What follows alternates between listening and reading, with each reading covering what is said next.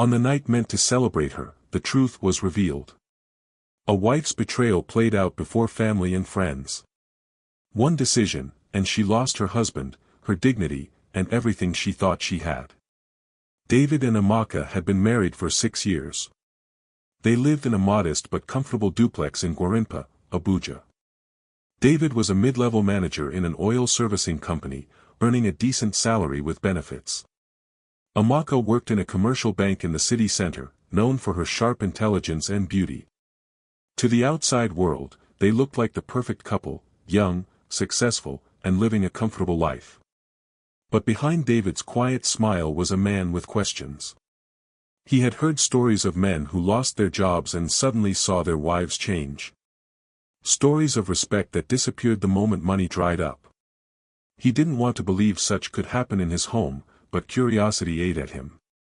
One evening, after dinner, as Amaka cleared the plates, David sat on the couch and said in a heavy voice, "Babe, I have something to tell you."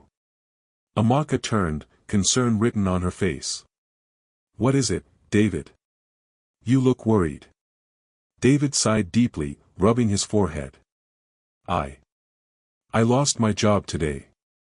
For a moment, silence filled the room. Amaka dropped the plate she was holding onto the dining table and rushed to him. "Lost your job?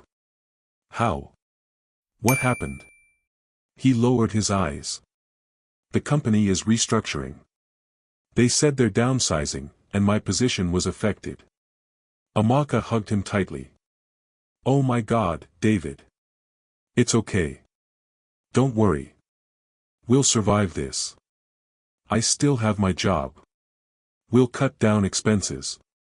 Everything will be fine." David hugged her back, hiding a small smile. Inside, he knew he was lying. He still had his job, and in fact, he had just been given a bigger project. But he wanted to test her loyalty, to see if Amaka would stand by him if he were truly down. The next morning, David woke up early as usual, but instead of dressing for work, he wore casual clothes and told Amaka he was going to see a friend about job opportunities. In reality, he drove off to his office as though nothing had changed. At work, he carried on as normal, but at home he played the role of the jobless husband. At first, Amaka seemed supportive. She would prepare his favorite meals and encourage him. "Don't worry, David. Something better will come. God is with us." She even handed him money for fuel one afternoon and told him, "Use this small thing to keep moving around. At least you need to be out there." David felt proud at that moment. Maybe his wife truly understood the meaning of partnership. But as days turned into weeks, David began to notice subtle shifts. One Saturday, while they were sitting together, Amaka asked casually, "So, have you started applying for jobs? Or at least trying small business ideas? You can't just sit at home, you know." David kept a straight face. "Yes, I'm working on it. These things take time." She nodded, but her eyes betrayed impatience. Later that night, while she was on the phone with her younger sister, David overheard her saying, "It's not easy, oh, Chidinma. Things have changed. I'm the one carrying the house now. You know men, they can't handle this kind of pressure. I just hope David doesn't break down." David sat on the bed, staring at the ceiling. The words pierced his heart. Already, she was taking credit for holding the family together. He told himself, maybe it's just pride talking, but he would watch closely. Weeks later, another incident confirmed his fears. They were at ShopRite in Jobby Lake Mall, and Amaka was about to pay for groceries. The cashier mistakenly asked David, "Sir, will you be paying with cash or card?" Before he could respond, Amaka quickly pulled out her card and said loudly, "Don't worry, I'll pay. My husband is currently not working." David froze. The people behind him turned to look. He forced a smile, but inside, he felt stripped of his dignity. That night, he confronted her gently. "Amaka, you didn't have to announce that in public." She shrugged. "But it's the truth. Why should I hide it? Everybody goes through things." David turned to the wall, his heart heavy. The test was just beginning, but the results were already shaking him. One Sunday, after church service in Maitama, a family friend came to greet them. The friend asked David, "How is work?" Before he could answer, Amaka chuckled softly and said, "Ah, David is taking a little break for now." The way she said it made it sound like he was lazy. David kept quiet, but his chest burned with anger. He started noticing more. Amaka was becoming more controlling about money. She questioned his every expense. If he asked for 5,000 naira to fuel the generator, she would sigh and ask, "Do you really need that much?" She even started locking her handbag whenever she went to bathe, something she never used to do before. One evening, David's close friend Kunal came to visit. As they chatted, Kunal asked David about work. David hesitated, but before he could speak, Amaka cut in, saying, "Oh, he's not working at the moment. But we thank God, I'm managing things." She said it with a proud smile, like she was the hero of the house. Kunal gave David a puzzled look, but David only smiled faintly. Deep down, he was noting every change, every word, every little act of disrespect. He told himself he would not confront her yet. The day of truth would come. The turning point came one night.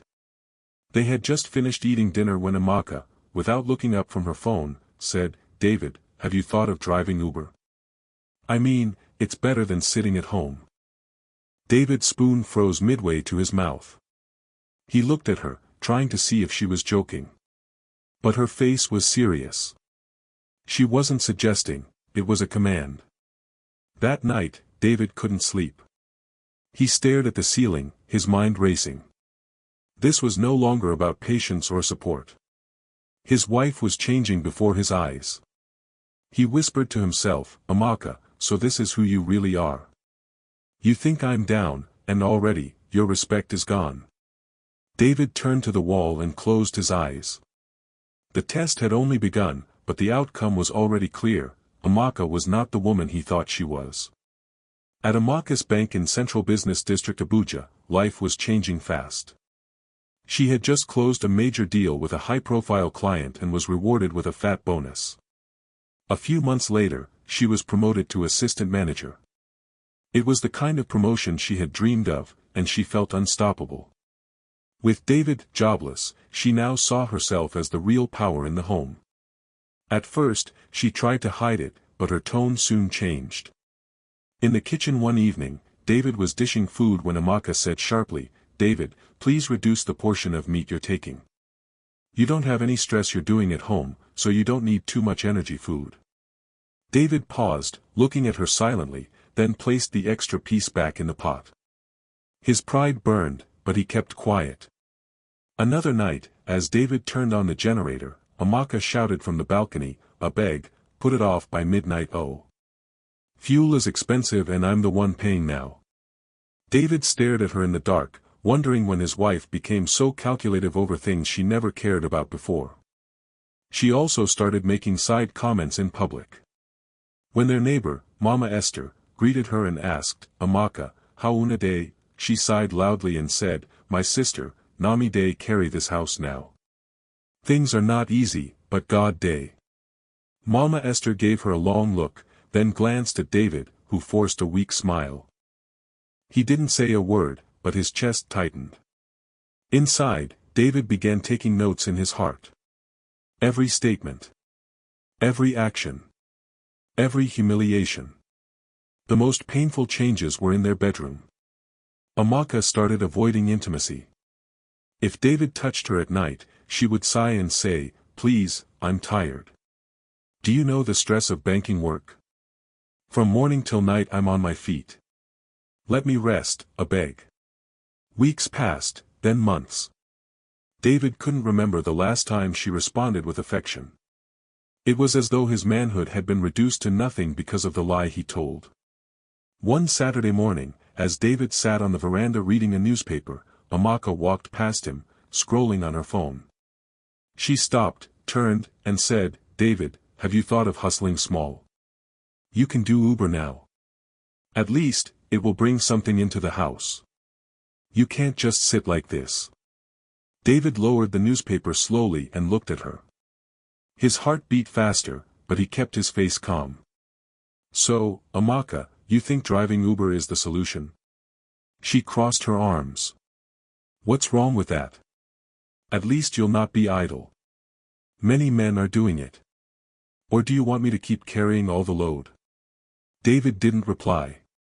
He folded his paper, stood up, and walked into the living room without a word. That night, he couldn't sleep. Her words echoed in his head like a drum. The next week, more cracks appeared. Amaka came home with shopping bags from an expensive boutique in was too. David looked at the bags, designer shoes and handbags, and asked, Amaka, how much did all this cost? She shrugged. It's my money, David. I work for it. Nobody is stopping you from hustling. Her words cut like a knife. She was no longer the humble woman he married. Power had shifted. At the office, David kept up his real life as a respected manager. He led meetings, signed contracts, and earned well. His colleagues had no idea of the drama at home. But every evening, he returned to play the role of a jobless husband. One Friday evening, their close friend, Kunal, visited. They sat in the living room, and as they talked, Kunal asked David, so, how's work these days? Before David could answer, Amaka laughed lightly and said, work? My husband is currently not working. He's on a break. But don't worry, I'm managing us. Kunal's eyes widened. He looked at David in surprise. David forced a smile and said, yes, I'm taking things slow for now. When Kunal left, David sat quietly on the couch. Amaka was upstairs humming to herself, arranging her new clothes. David whispered under his breath, this woman is losing respect for me. She thinks money is everything. But she doesn't know I'm watching. Soon after, she began giving orders about how money should be spent in the house. If David suggested repairing something, she would say, do you know how much that will cost? I'm the one paying, so let's manage it like that. One evening, David overheard her on the phone with her younger sister again. Chidinma, I can't lie to you, it's me carrying everything now. Honestly, if not for me, this house would have scattered. Sometimes I feel like a single mother already. David felt his chest tighten. A single mother? He was sitting right there in the living room. He clenched his fists but swallowed his anger. The breaking point came one night after dinner. Amaka dropped her plate and said, David, I need to renew my gym membership. It's expensive, but I'll handle it since I'm the one making money now. David looked at her, then said softly, Amaka, you're beginning to sound like this marriage is about who pays more. She snapped back, but is it not true? Look around. Who pays the bills? Who buys the food? Who fuels the generator? It's me. So, if I say I'm the one carrying the house, am I lying?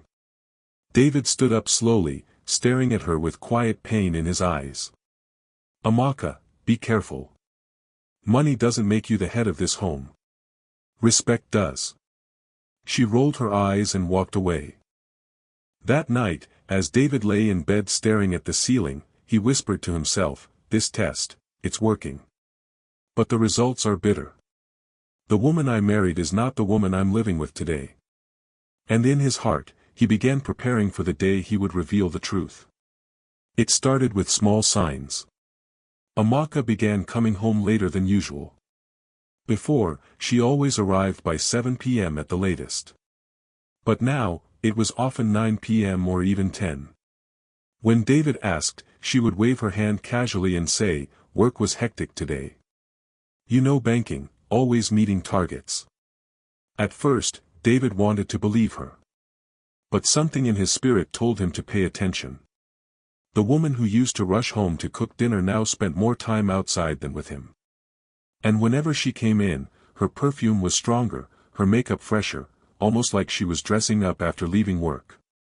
One Wednesday evening, Amaka picked up her handbag and told David, I won't be long, I just need to finalize something with a client. It's urgent. David nodded slowly. All right, safe journey. But as soon as she drove out of the compound, he grabbed his car keys and followed discreetly, keeping his headlights dim.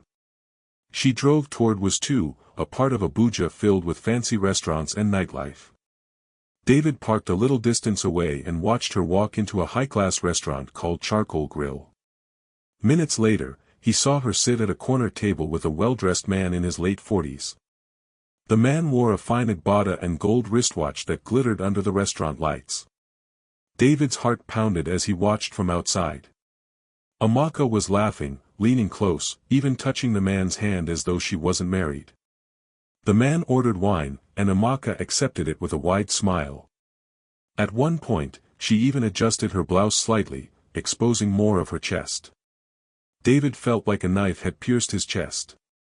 He gripped the steering wheel of his car, his knuckles white with anger. He wanted to storm in, drag her out, and shout, "This is my wife."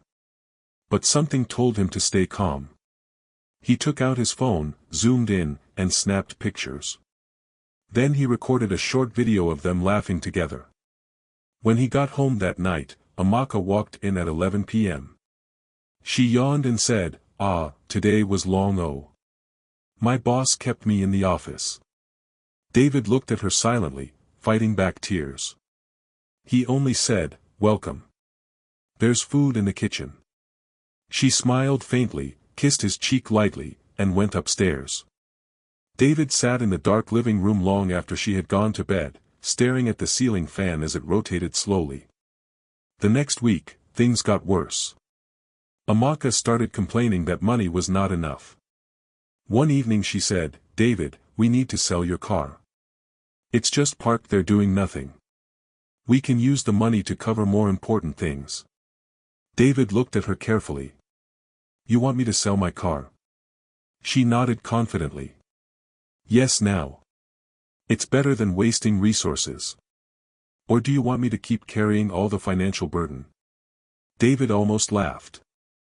She didn't know that every month, his real salary was still entering his account.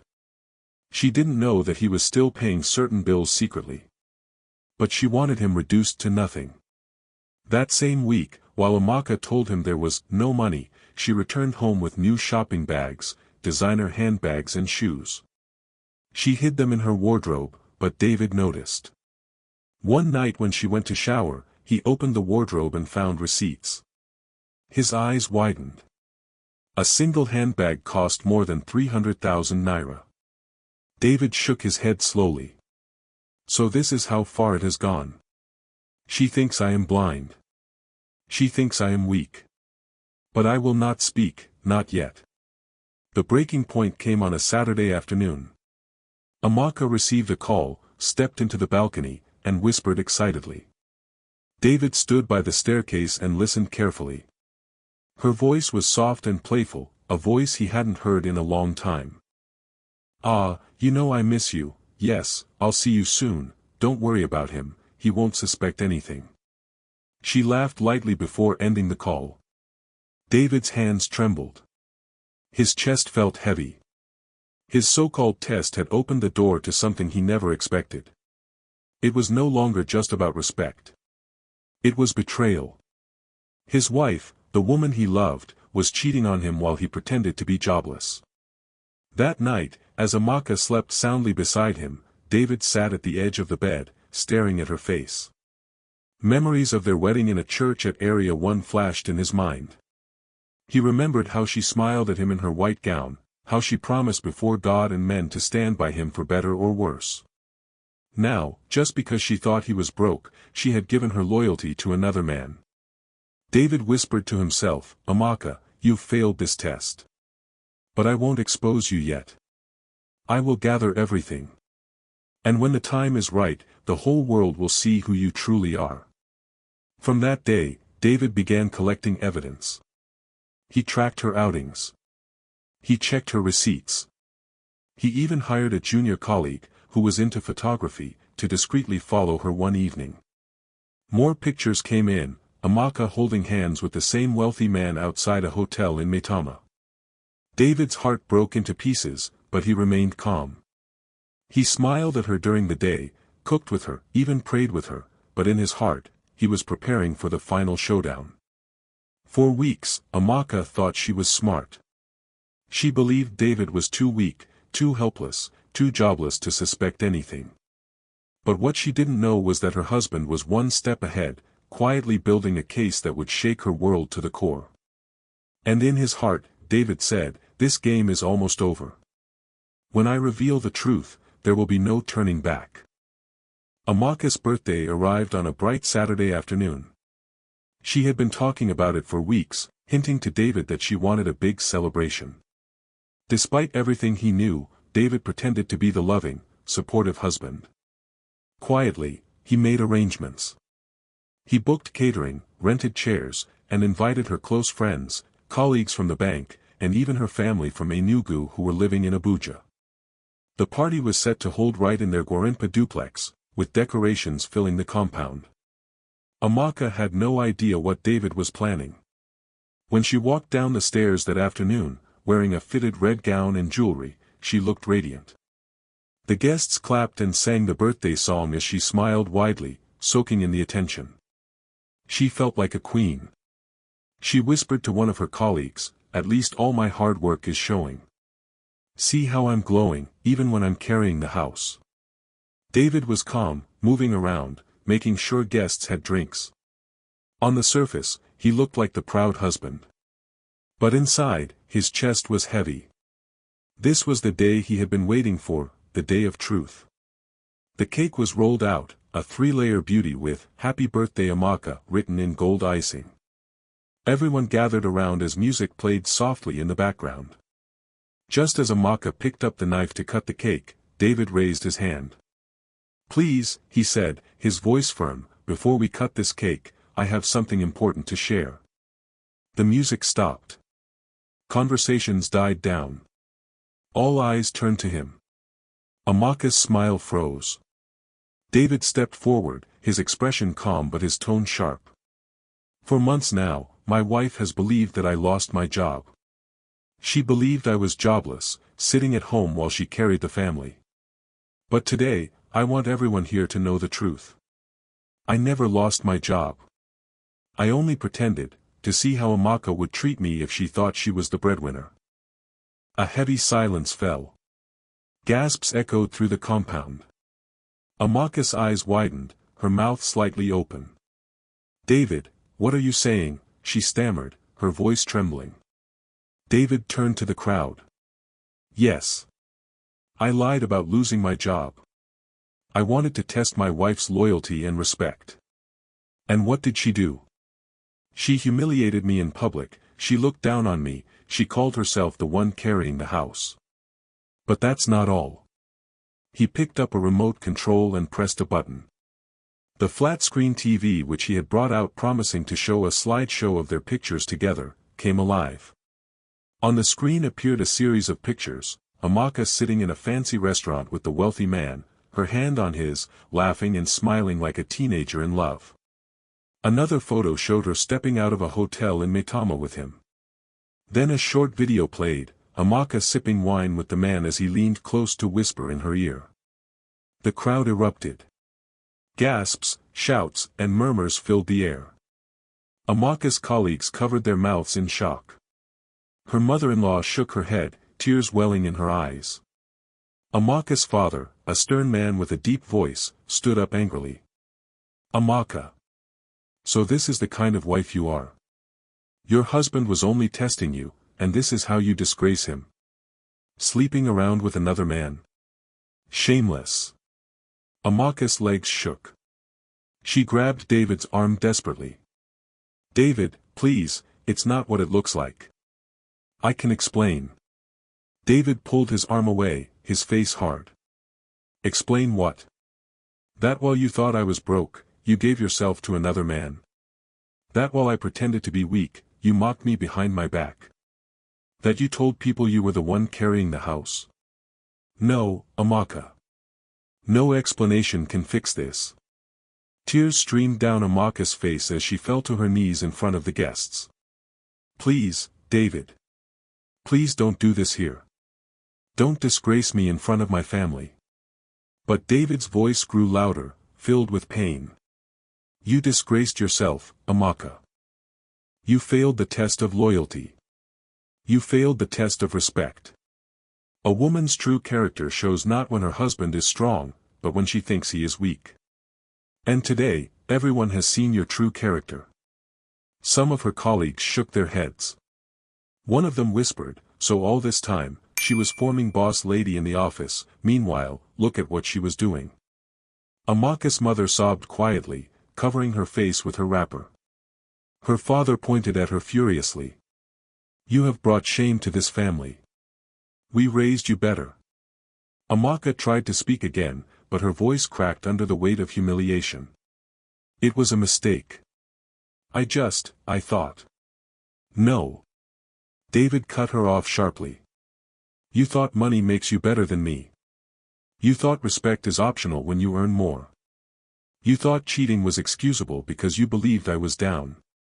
But now you know the truth, I never lost my job. I was watching you all along. The crowd murmured louder. Some guests shook their heads in disappointment. Others whispered, this is serious. Oh. So she was cheating all this time. David turned to the cake table and said calmly, there will be no cake cutting today. The celebration is over. He dropped the microphone, his eyes glistening with unshed tears, and walked away from the stunned crowd. Amaka collapsed on the ground, wailing, as her friends tried to lift her up. But the damage was already done. That night, the whispers of the party spread through Guarimpa. Neighbors discussed it, colleagues gossiped about it. Amaka's reputation, the one she had carefully built as a successful banker and proud wife, crumbled in a single evening. David sat alone in the guest room, staring into the darkness. His heart was heavy with betrayal, but he knew one thing for sure, the mask was off. Amaka's true face had been revealed, not just to him, but to everyone who mattered.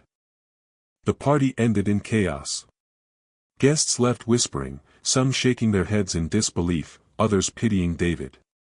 Inside the house, Amaka sat on the floor of the living room, her makeup smeared with tears, her birthday gown stained from kneeling and begging. David stood by the window, his face calm but his heart heavy.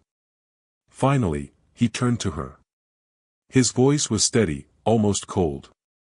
Amaka, I did not expose you to destroy you. I did it because you failed the test. Marriage is not about who earns more. It is about respect, loyalty, and standing by each other when life is tough. You turned your back on me the moment you thought I was weak. That is not love. Amaka crawled toward him, holding his feet, weeping uncontrollably. David, please. I was confused. I thought you didn't care about us anymore. I thought. David cut her off. You thought money gave you the right to belittle me. You thought working at the bank gave you power over me. You thought cheating with another man would make your life better. But look where it has brought you. Her voice cracked. Please, give me another chance. I will change, I swear. David shook his head slowly. No. A marriage built on disrespect cannot stand. I warned you with my silence. I watched how you treated me when you thought I was down. If this is how you act when you believe I am weak, then you don't deserve me when I am strong. That night, he asked her to pack her things. At first, she refused, clinging to him. Then she packed in silence, her sobs echoing through the halls. By dawn, her bags were loaded into a taxi, and she was gone. Amaka moved in with her elder sister in Jabi. At first, she still held on to hope that the wealthy client would stand by her. But within weeks, he stopped answering her calls. One day, she finally confronted him at his office, but he looked at her with irritation. Amaka, let's be clear, he said. You were fun, but I never promised you anything serious. Do you think a man like me would marry a woman who cheats on her husband? Please, don't embarrass yourself. His words hit her like a thunderbolt. She left his office trembling, realizing she had lost everything, her husband, her dignity, and even the man she betrayed her marriage for. At her sister's house, she struggled to sleep. She cried at night, replaying David's words in her head. Every time she remembered the images of her betrayal flashing on the TV in front of her family and colleagues, her chest burned with shame. The proud banker who once boasted, "Nami de carry this house now," was reduced to a shadow of herself. Meanwhile, David tried to heal. The betrayal cut deep, but he chose not to drown in bitterness. He poured himself into his work, arriving at the office earlier, closing late, and slowly rebuilding his peace of mind. His colleagues, who had heard the story, treated him with quiet respect. Some whispered, "That man has strength.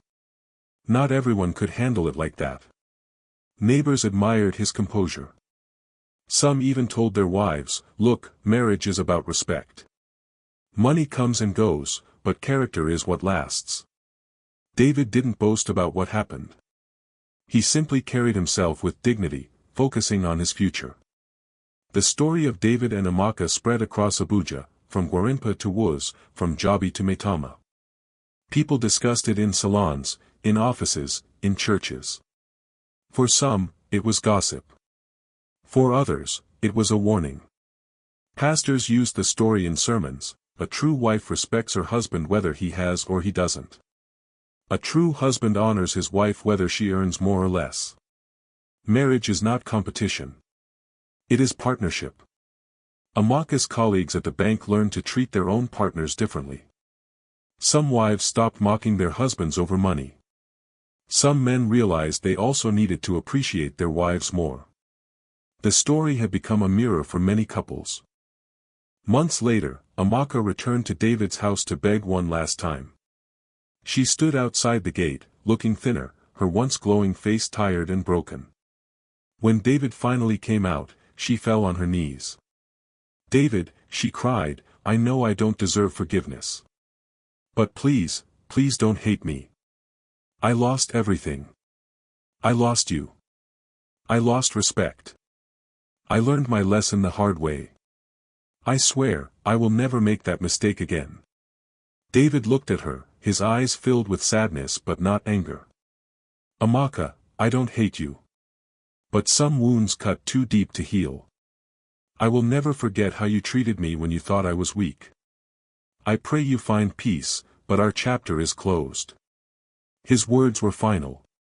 She wept, but there was nothing more to say.